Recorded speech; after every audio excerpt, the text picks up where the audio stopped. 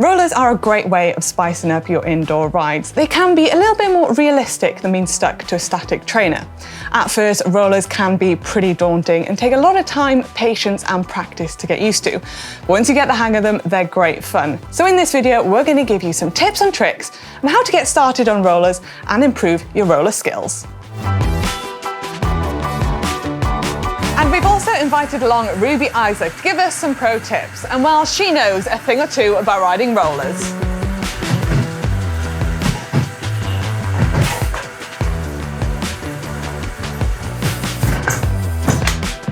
Impressive. Thank you. Before we get started, let's have a quick poll in the GCN app. Have you guys ever ridden rollers? Head over to the GCN app and let us know.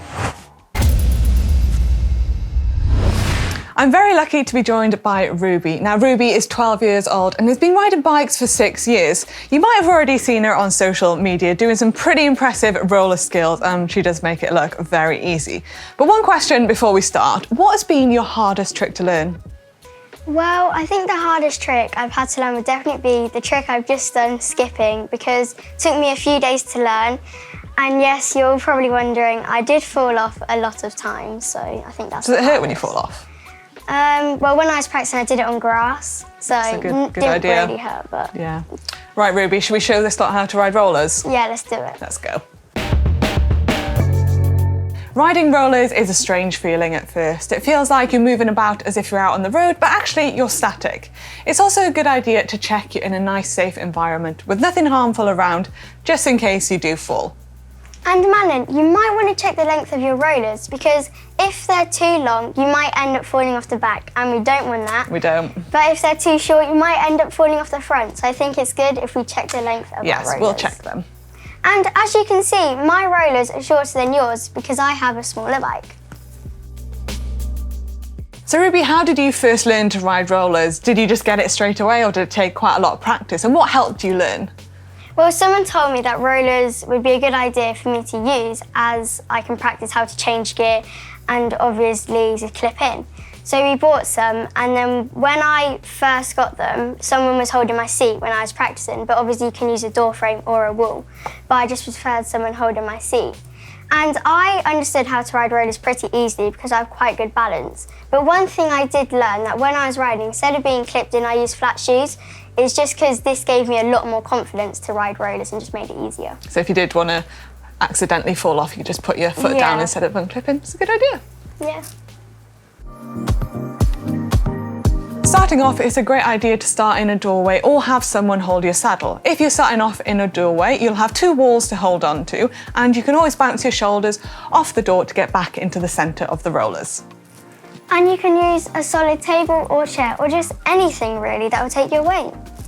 Get on your bike as normal, then start riding whilst holding on to support. Get used to how your bike feels on the rollers, and when you feel confident, let go. If you need to, you can always reach back to get your balance. You'll probably get used to this pretty quickly, but take your time and don't rush through it. Get used to riding on the rollers. My top tip would always be to look ahead and not look down at your wheel. Once you've mastered this first step and you feel confident, we can now start to learn a few different skills that are going to help you on your roller journey. Try changing gear and riding at different cadences. Also note how the rollers feel at different speeds. I know Ruby makes it look effortless and easy.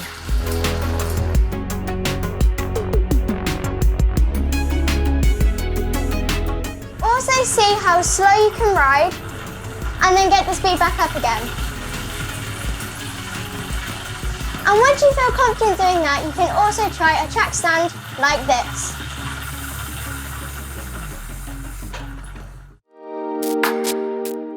Riding in the saddle for long periods of time without mixing up your position, it can get, well, a little bit uncomfortable. This is why it's helpful to learn how to ride out the saddle. The key is to keep your body weight in the centre. You don't want to lean too far forward, as you might risk your bike falling forwards and ending up on the floor.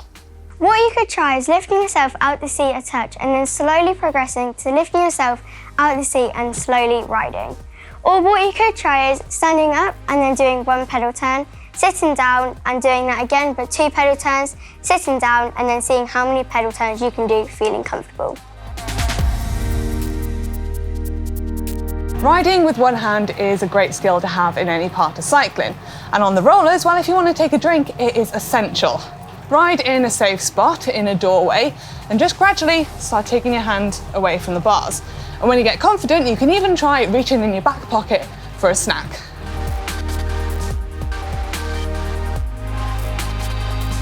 Lastly, try reaching down for a bottle. This takes a lot of concentration and you want to make sure you don't stray away from the middle of the rollers.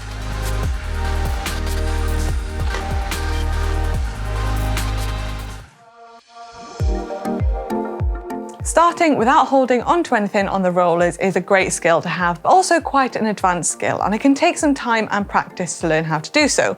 But it's a great skill, so if you are in a situation where you have nothing to hold on to, you can still get started. Find a clear space, either a grassy garden or an open room, just like this one, to practice on. But I think grass may be better for a softer landing, don't you think? Good thinking, Ruby. And Ruby is kindly going to demonstrate how to get started without holding onto anything. Go in a gear that makes you comfortable and clip your dominant leg in. For me, that's my right leg. And then you want to do about 3 to 4 pedal strokes and then get your other leg onto the cleat. And then slowly but smoothly go onto the seat, else you will fall off the back if you go too fast. And then clip your other leg in and then you can just ride. Again, she does make it look super easy. The hardest part is if you lose too much speed and delay clipping in, you do risk toppling over, which I have done before. So practice clipping in quickly first, but once you learn it, it is a super rewarding skill to have.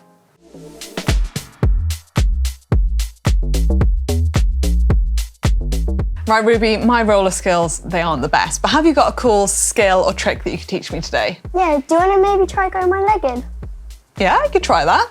Well, one-legged is good to get your legs stronger and it's also good for coordination. So do you think you can give it a go?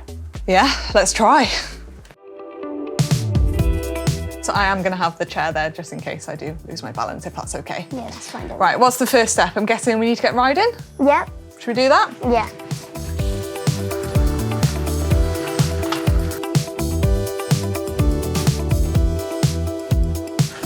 Okay, you ready? Yeah.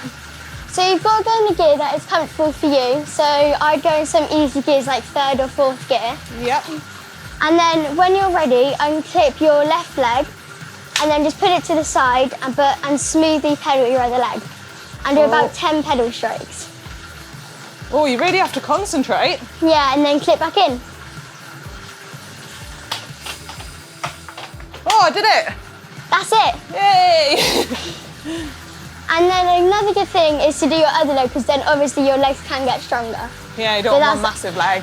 But that's up to you if you want to try it.